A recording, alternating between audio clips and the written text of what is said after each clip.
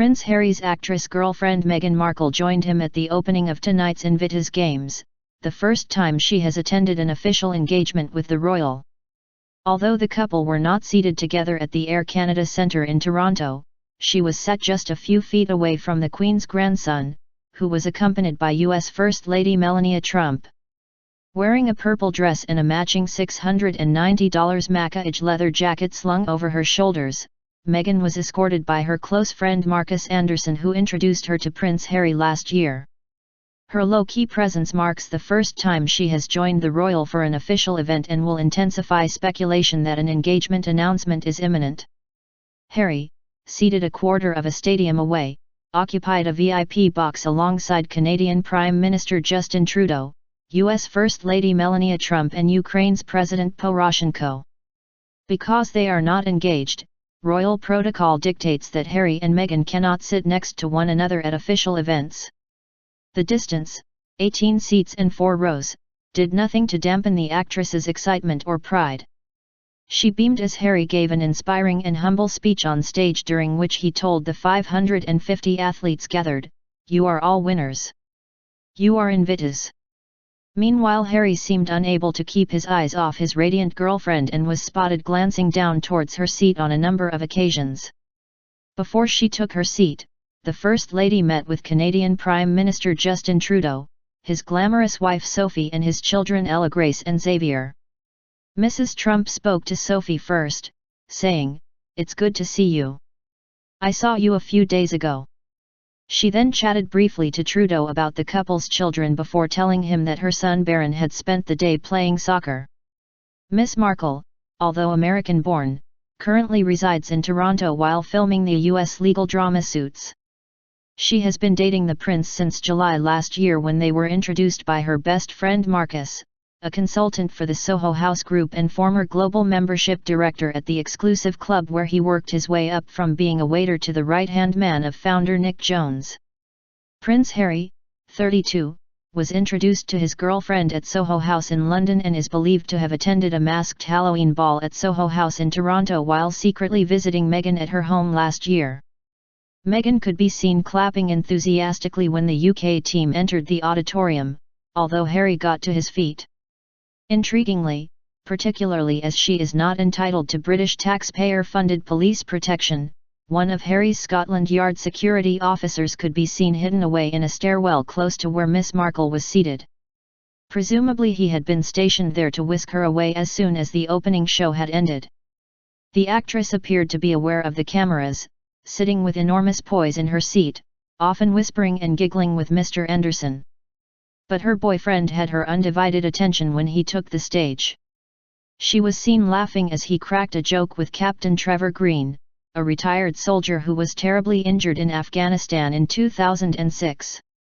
Meghan smiled broadly and clapped enthusiastically as her boyfriend was shown live on a screen in the auditorium and thanked for creating the inspiring Invictus Games concept. Following Captain Green onto the stage, Harry began his speech by recapping the story of his flight home from Afghanistan in 2008, when he was joined on the plane by 3 injured British soldiers and the body of a Dane killed in action.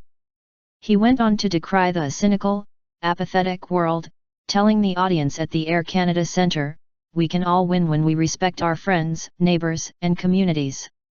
Talking about host city Toronto, he said, "More sports, more nations, more friends and families, more fans watching than ever before. We have the biggest crowd that Invictus has ever had." Watched by Markle, who looked on intently throughout, Harry ended the speech with a call to action, telling the assembled athletes, "You are all winners. You are Invictus. Let's get started." From their vantage point, Harry and Melania had a perfect view of the stage, which was festooned with black and yellow Invictus logos, at the Air Canada Centre. The show itself kicked off late at approximately at 8 p.m. EST with a fanfare and welcome before the Parade of Nations, featuring all 550 athletes, commenced. Along with members of the Canadian military, other performers at the musical extravaganza include singers Sarah McLachlan and Alessia Cara and folk band La Bottine Surianti the Smiling Boot. The Invictus Games was started in 2014 by Prince Harry and was inspired by the US Warrior Games. Competitors are drawn from 17 countries, including the UK, US, Canada and Australia, with the US alone sending 90 athletes. All are former or serving members of the military, many of whom suffered life-changing injuries during combat. Other countries taking part in this year's event include France, Germany, Estonia, Afghanistan, Iraq, and Italy. Servicemen and women from Ukraine, the Netherlands, Denmark, and New Zealand will also compete. The Toronto Games will last a week, starting with Saturday evening's celebrity-studded opening ceremony and will end with a concert featuring Bruce Springsteen and Bryan Adams. Last year's event was held in Orlando, Florida, and along with Prince Harry, then Vice President Joe Biden and his wife Jill attended. The first Games, held in London, saw senior members of the royal family descend on the Games, among them the Queen and the Duke of Edinburgh, the Prince of Wales and the Duchess of Cornwall, and the Duke and Duchess of Cambridge. Next year's event will be held in Sydney, Australia. The name of the Games is drawn from a Victorian poem by William Ernest Henley, written in 1875. Titled Invictus, the final two lines have become the Game's motto and read, "I am the master of my fate, I am the captain of my soul." Henley was himself an amputee and the poem reflects his own battle with illness and adversity.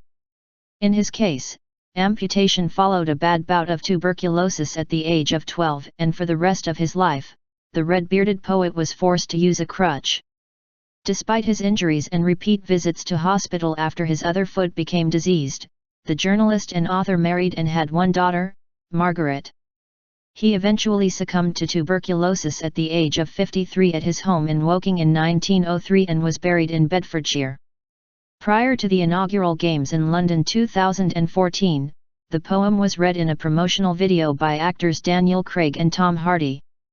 Sporting events, conducted in the style of a Paralympic-type competition, include swimming, archery, wheelchair basketball and athletics. Golf is a new addition to this year's lineup and rowing, sitting volleyball and wheelchair rugby events will also be held. The mascot at the 2017 event is a cartoon Labrador Retriever dog named Vimy. Vimy refers to Vimy Ridge, an engagement during the World War I Battle of Arras in 1917 which saw the Canadian Corps ordered to storm a German position.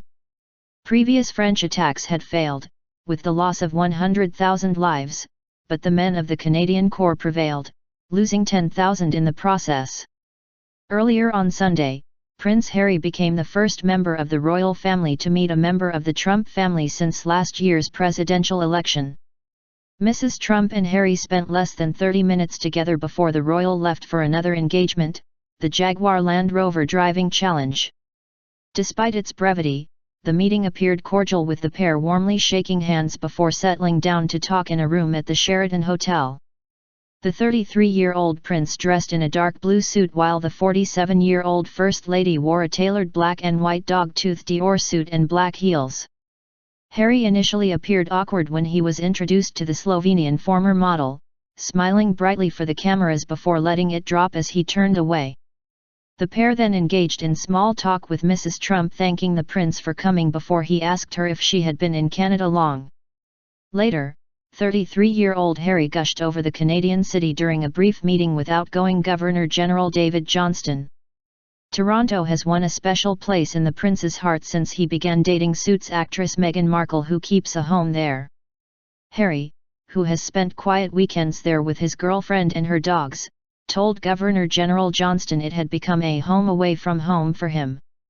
"It's always fantastic to be here," he said. Asked by the Governor-General about the Invictus Games, Harry said, "They have just grown and grown. I'd like them to go on for 50 years if I could." Mr. Johnston is standing down at the end of the month after 7 years in the job to be replaced by businesswoman and former astronaut Julie Payette, who last week met the Queen at Balmoral. During their formal meeting earlier in the day, Harry and the U.S. First Lady then settled down to discuss the Invictus Games' success. Subsequently, Mrs. Trump moved on to meet some of the veterans taking part for Team USA in the Games while Harry moved on to a meeting with Canadian Prime Minister Justin Trudeau. Mrs. Trump is leading the U.S. delegation at the international sporting event in her first solo foreign trip and the first known meeting of a member of the royal family with a member of the Trump family since the election. It's not the Trumps' first encounter with royalty, however. In November 2005, the President and First Lady, then just a newlywed couple, met Harry's father, Prince Charles, during a reception at the Museum of Modern Art in New York City. Mrs. Trump's decision to lead the American delegation, whose members include Veterans Affairs Secretary David Shulkin, professional golfer Nancy Lopez and entertainer Wayne Newton, reflects the First Lady's utmost respect for the hard work, courage, and sacrifice of the U.S. military, said Stephanie Grisham, a spokeswoman for Melania. She feels strongly that they, and their families, should be honored every day, Grisham said. Grisham said Mrs. Trump, who became a U.S. citizen in 2006, also has great admiration for the role the Games have played in empowering those who have been injured while serving. Later in the afternoon, Mrs. Trump returned to the Sheraton to take part in a reception with Team USA athletes where she made a brief speech that lasted less than 2 minutes. In the address, she said, "Invictus means unconquered and pays tribute to your fighting spirit. You have given so much for your country. You truly are our heroes. On behalf of my husband and our entire country, I want to thank you and your families for all you have sacrificed to keep us safe. I also want to wish you good luck, but I know you won't need it in these games. Take that fighting spirit that I know you have and bring home the gold. God bless you. God bless your families and God bless the United States of America." Following her remarks, the First Lady shook hands with several athletes, including a 7 or 8 who approached her and asked for individual photos with their cell phones. Following his meeting with the First Lady, Prince Harry attended Jaguar Land Rover Driving Challenge, where competitors race either Jaguars in a speed and precision course or Land Rovers in an obstacle course. Harry was all smiles as he was sent on a spin in a miniature Land Rovers with little Dame Gommers. He then moved on to a meeting with Prime Minister Trudeau, who is also a friend of Meghan Markle. After shaking hands, Harry thanked him and described the reaction to Invictus in Canada as absolutely amazing. "There's a real buzz across Toronto, everyone's getting into it," he said. Trudeau also thanked Harry and added that, "Sophie and I wish every competitor the best." And as the press were summoned out, Harry put aside his airs and graces and leant in to whisper Trudeau a joke, which made him loudly splutter with laughter. Trudeau, who has a famously flamboyant taste in socks, had donned a bright scarlet pair for his meeting with Prince Harry.